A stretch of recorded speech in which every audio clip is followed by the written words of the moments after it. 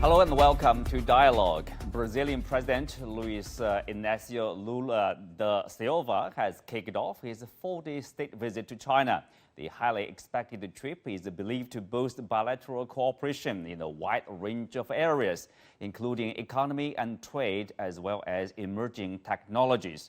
What do closer China-Brazil bilateral ties mean for each of the two emerging economies? And how can the partnership bring more benefits and opportunities to the wider developing world? To help us answer these questions, I'm joined today by Rodrigo Zaidan, Professor of Practice of Economics and Finance at NYU Shanghai, Professor John Gong from the University of International Business and Economics, and José Ricardo Jr., Co-Chairman and CEO of LIDE China. That's our topic. I'm Xu Qinduo.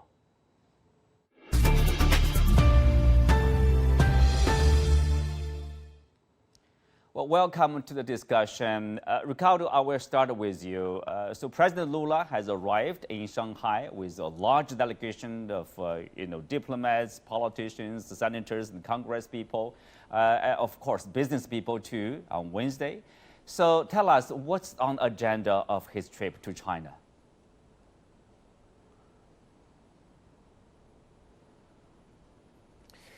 Hi, Qinduo. Thanks for having me. We are very excited with this visit of President Lula to China, especially because we are now expecting not only to improve the traditional trade between Brazil and China in terms of import and export, but also we are emphasizing the importance that we have in this bilateral strategic partnership in terms of sustainability and technology. In other words, I would say that Brazil is eager to receive technology from China in terms of the electric vehicles and also in terms of the intelligent manufacturing and the sustainable agriculture. So Brazil and China, they have a very bright future in terms of what we consider that it's an important role for Brazil, also in terms of sustainable reindustrialization of our country. It's a win-win partnership. We have to emphasize that Brazil and China are almost completing 49 years in August 2023 of this successful bilateral relationship. And now we are improving our relationship into a new area. So again, we do have this improvement of the business relationship between Brazil and China in terms of import and export, but we are also now developing these strategic areas such as sustainability and innovation. So I would say that not only Brazilian government, but also the Brazilian entrepreneurs, they are excited to talk to China with the government officials and Chinese entrepreneurs of an improvement in the exchange. And we are very happy and we are expecting that Lula and its delegation and his delegation can sign several agreements in order to get closer to China and improve this relationship. Mm-hmm. Rodrigo, in Shanghai, so we know there's of course almost 3 years of this pandemic disruption, and of course there's a different term from President Bolsonaro, who does politics differently. So, what do you think this recent trip, might reshape the relationship with China? For sure. What we have to understand is that the previous administration in Brazil had a very histrionic view of other countries, including China. And because of the pandemic as well, Brazil and China grew apart a little bit. But we have to remember that President Lula, his first 2 terms in the early 2000s, they were very successful. And part of that is because of the commodity supercycle due to the growth of the Chinese economy. Brazil and China in 2001, the term BRICS came to fore. Brazil, Russia, India, China, and South Africa. And since then, all these countries, they actually institutionalize a really big relationship between them. We have the New Development Bank, we have other initiatives, we have many partnerships, universities, study abroad students. Yesterday, I learned about exchange of even teachers. Exchange of teachers, people to people, obviously that's also an important part of this bilateral relationship. But John, if you look at the trade relationship between the two large developing nations, last year, for example, China imported some 90 billion Brazilian products, especially, of course, soybeans and oils, and exported more than 60 billion to Brazil. So the traded volume, or the total volume of 150 billion, that represents 21 times growth since Lula's first visit to China in 2004. Can we say, of course, the past is glorious in terms of growth. Can we say the potential for next few years or for the future is also massive?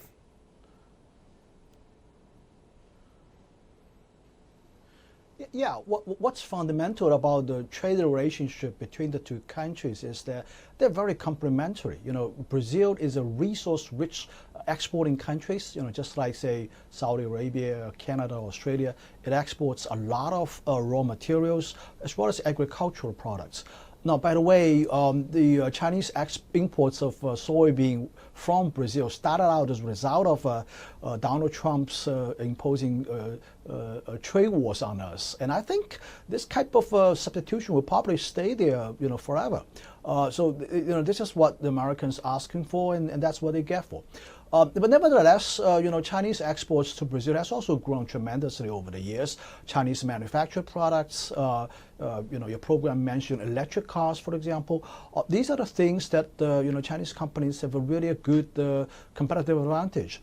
Now, in addition to business and economic relationships, I also want to emphasize the political alignment between the two countries. China and Brazil are two of the most important major powers in the what's called the global South. Both are BRIC members. Both countries, extremely important in their role in the developing world. And I think both countries also hold the same position with respect to this war going on in Ukraine. Both take neutrality positions.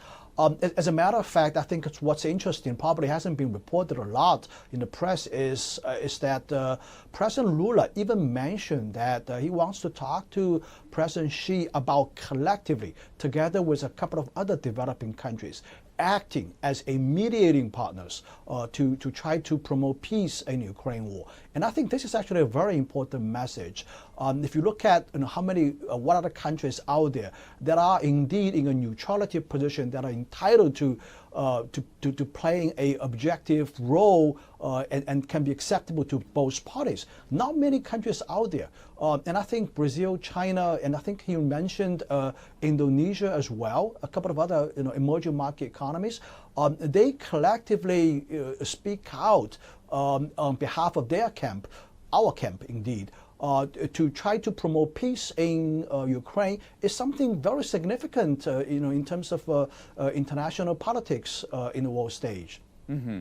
Well, Ricardo, of course, we know President Lula has made a history by being the president elected to 3 terms, and also being the candidate to unseat incumbent president. When he was, of course, elected as Brazil's president again last October, he said in his victory speech, "Today we say to the world that Brazil is back," end quote. The question is Brazil is back from where, and what his domestic agenda?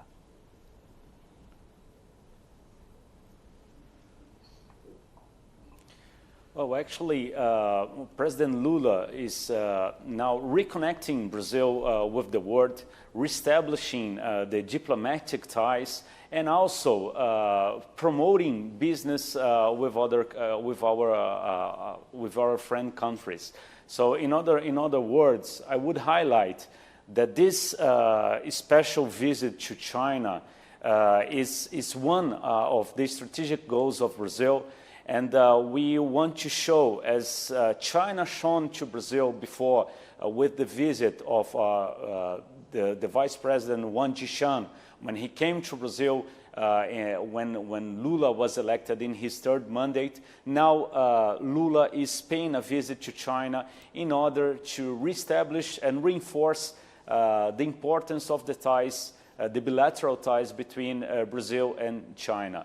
We have to highlight that we do have a special commission in the political area, which is subdivided in 12 groups in terms of economy, in terms of education, in terms of aerospace, in terms of culture, in several other important subjects, which in a way somehow Brazil and China discuss what are the challenges and what are the opportunities to be connected. So it's a very important visit. Brazilians are paying close attention to this visit of President Lula to China, because we do expect that we are going to have a lot of different projects to be developed here, especially in terms of technology and in terms of sustainability. We have to remind that Brazil was considered by China we established our ties, our diplomatic ties in '74, but in '93, China considered Brazil a strategic partner, and in 2012, China considered Brazil a global strategic partner. So now it's time for us to step forward and discuss, for example, the importance of Brazil to analyze the political subject in terms of the BRI, the Belt and Road Initiative.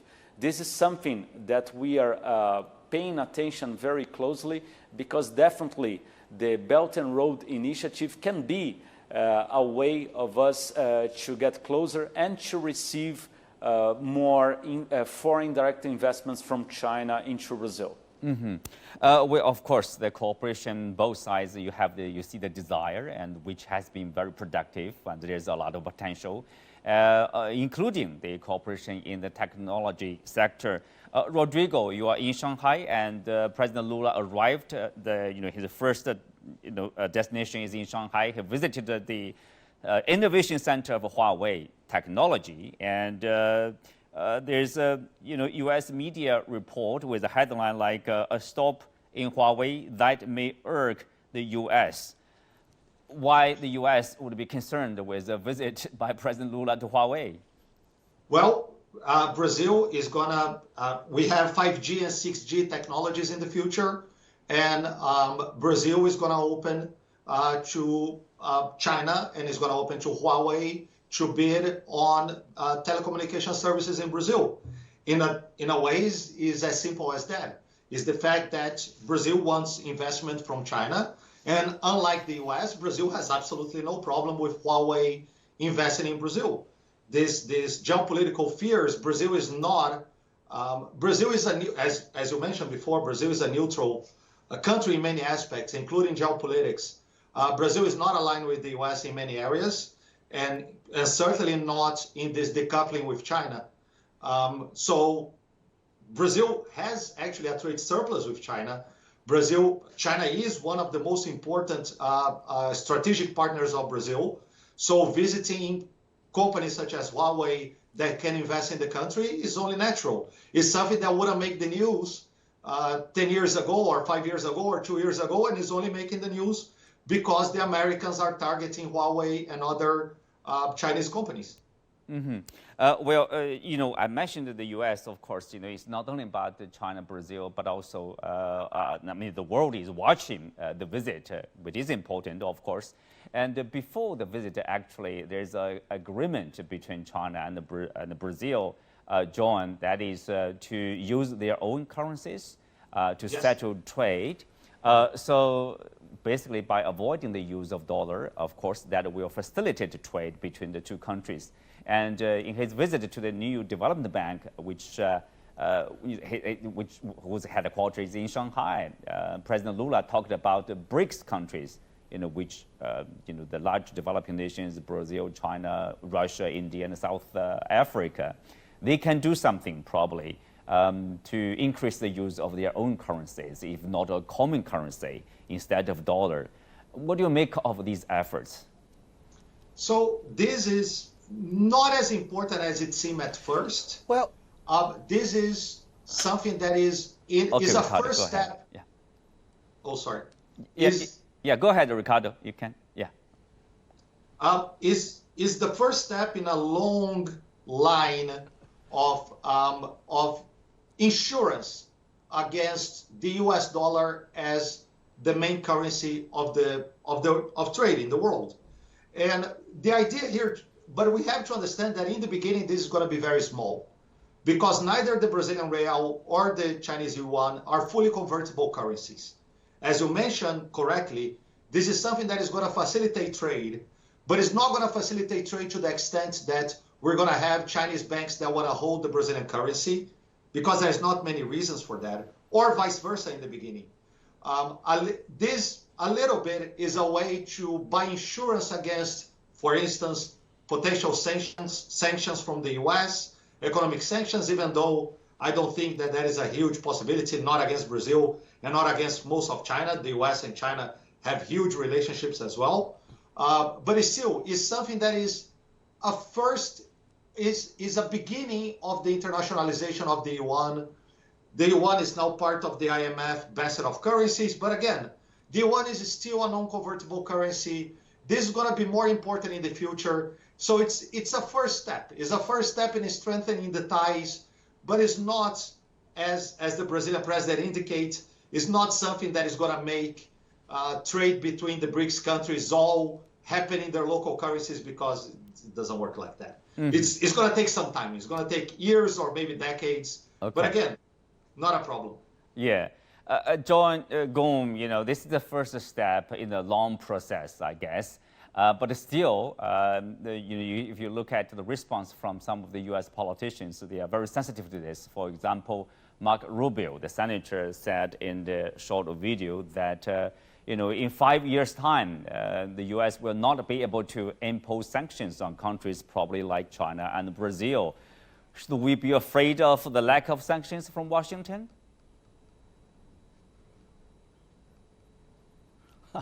Well, I would give credit to Senator Marco Rubio. At least he's very honest, because when he thinks about other countries trading with currencies other than the U.S. dollar, he was immediately thinking about the U.S. inability to impose sanctions. That speaks volume about his thinking, about about his view of the world. Nevertheless, he can do whatever he wants, and he can think whatever he wants. But the fact of the matter is, trade between Brazil and China doesn't have to necessarily go through a third party's currency. And I have to refer to the history that Brazil in the past has experienced several times of balance of payments problems. And that's largely attributed to its external debt in U.S. dollar, and every time U.S. dollar appreciates as a result of Fed's raising interest rates, as what's being done right now, Brazil gets into huge problem. So I think it's a good thing that both countries are gradually, at least as a first step, to move towards a regime that the bilateral trade can be settled at least partially with a currency other than U.S. dollar. Brazil doesn't have to be too much concerned about this because Brazil enjoys a fairly considerable trade surplus with China. Exports to China is $90 billion, imports is only $60 billion. So, it's actually getting RMB in return for its trade surplus. And given RMB's relatively stable history in the last decade, I think it's a fairly safe investment in holding holding RMB. As a matter of fact, I also want to point out that Brazil is one of the few countries that has its foreign exchange reserve has the highest percentage being holding RMB in its foreign exchange reserve. That tells a lot about its confidence in RMB. So I think this is something naturally going to develop, and I would see that RMB's usage will further increase in the future, particularly with respect to the trade as well as actually tourism from China. I think it's it's very natural for Chinese tourists, more and more Chinese tourists visiting Brazil and spending money with RMB. Given the fact that there's already they're going to establish a clearinghouse, RMB clearinghouse in Brazil. So that's more convenient, and it makes it's a good thing for both countries. Ricardo, from the IIDE, of course, we are talking about the facilitating trade, more trade between the two countries. President Lula also talked about a possible free trade deal between China and Brazil. Of course, with a large picture in the thinking is the common southern market. How likely is it in near future, for example?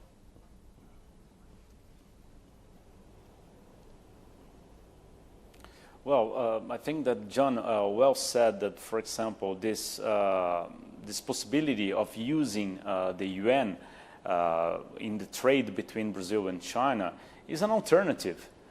We are not telling, we're not expressing that the US dollar will be replaced by yuan, but it's important to highlight that it's going to give speed for the trade between Brazil and China. So it's going to be quicker, the negotiation, the import and export. And also, in terms of costs, it's going to be better for the Brazilian and the Chinese business people to use yuan in this trade. When we talk about the past, in the early 2000s, we had not more than $3 billion US between China and Brazil. And how now is the trade between Brazil and China? If you see, for example, 2018, we had almost $100 billion US between import and export between Brazil and China. In 2019, almost reached again $100 billion US. In 2020, during the crisis, the pandemic, we reached $102 billion. In 2021, we reached 130. Now in 2022, last year, the trade between Brazil and China was of $150 billion US. So again, the use of RMB would be very positive for this relationship, because we're going to have an alternative to use RMB in the import and export. We're gonna have a better alternative in terms of speed and in terms of costs. So this agreement that was established between Chinese central bank and Brazilian central bank definitely is a very positive step forward of this relationship. As President Xi Jinping already said, that we live in a global village, and it's a time to develop this common shared future. And common shared future in this Pacific development can somehow be expressed by the use of the RMB in spite of the dollar, the American dollar, in the trade between Brazil and China. Mm-hmm. Rodrigo, in Shanghai, of course, we mentioned briefly about the possibility of Brazil, China, and other developing countries working together to improve the peace prospect in Ukraine. What can we do? What can, for example, China and Brazil do? Their leadership can do to probably help stop or achieve a ceasefire. I think China can do a lot. I don't think Brazil can do a lot. I think Lula wants to be part of this process, but really this is a process that should be led by China. China and Russia are much closer allies, economic allies, than Brazil and Russia or Brazil and China. They share a border. So I believe that China has a huge role to play in promoting peace in Ukraine. You are absolutely correct. Both Brazil and China are neutral, and that is very, very important. Lula can help, but Lula cannot lead. It has to be, in my view, it has to be President Xi Jinping that mediating the peace. Yes, he can certainly do that. China has the clout, has the importance, has the Chinese economy is 10 times the Brazilian economy. It's a much bigger country, much more important country to Russia than Brazil. And Russia will listen to China much more than it's going to listen to Brazil. Mm-hmm. Well, Russia will probably listen more to China. But John, what about, let's say, Europeans and Americans? Will they be ready to accept, mediation efforts from developing countries like Brazil, like China?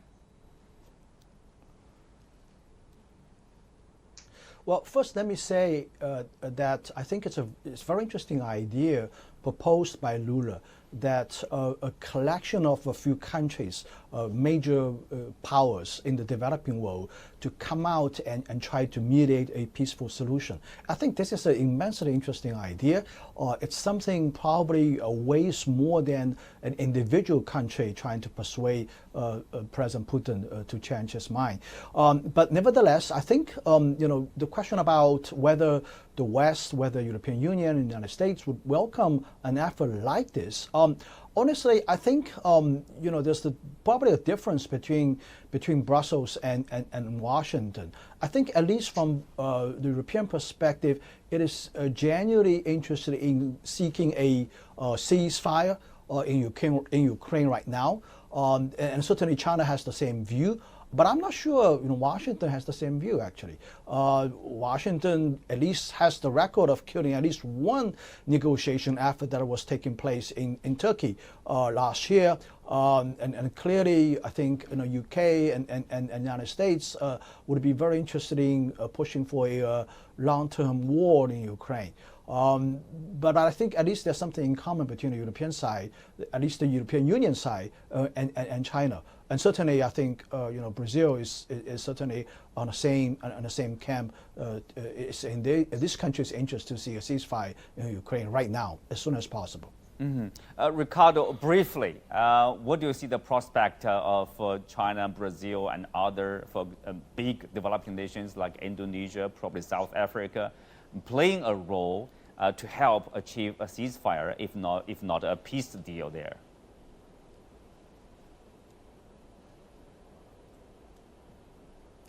Well, definitely, we do have a bright future. What Xi Jinping is always emphasizing is that we are remodeling the global governance. So Brazil, China, the BRICS countries, the BRICS plus, we do have voice now. We have a strong communication channel, and we are showing to the world that throughout the Pacific development, for sure, we can reach this bright common shared future that is always highlighted by President Xi Jinping. Mm-hmm. Well, with that, we come to the end of today's show. Many thanks to our guests. You can also find us on the CGNT app on YouTube. Thank you for being with us. I'm Qin Duo. See you next time.